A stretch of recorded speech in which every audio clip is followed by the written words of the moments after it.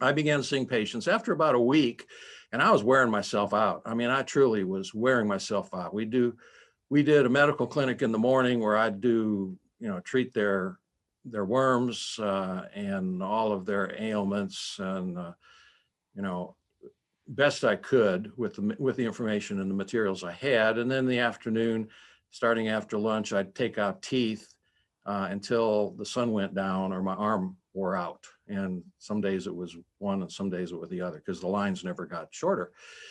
But after about a week or 10 days of this, and I had seen several hundred patients, the Haitian nurse, which is nothing like a US nurse, she came in, she said, the witch doctor, we'll get back to the witch doctor, would like to have a consultation, because that's what the nurses, everything, they thought it was a consultation. I was just, all right, well, do you want to see him? I mean, she looked at me really serious and she says, do you want to see him? And I thought, yeah, why not?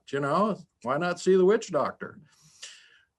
I should have been skeptical, but I wasn't. So let me tell the rest of the story. So, the witch doctor came in, asked him to take off his shirt. I do know a few words: rete pantalon, rete chemise, that's the shirt, the pantalon is the pants, but rete chemise. He took off his pants and I started my stethoscope listening to his lungs.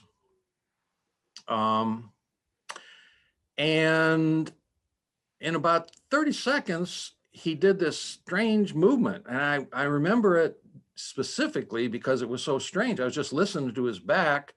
I had his back to me, and he turned around rapidly and waved his hand in front of my face. And I said, hey, bud, just cool it. And I spun him back around and I finished my exam.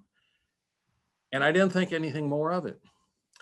And about 2 days later, a day and a half, I started feeling short of breath. And that night, I found that I couldn't breathe laying down. I could not breathe laying down. I had to sit up against the wall to breathe. I really could not. It was like a bad asthma. I don't have asthma. I don't have any medical issues going on. Didn't then. I was only 32 years old.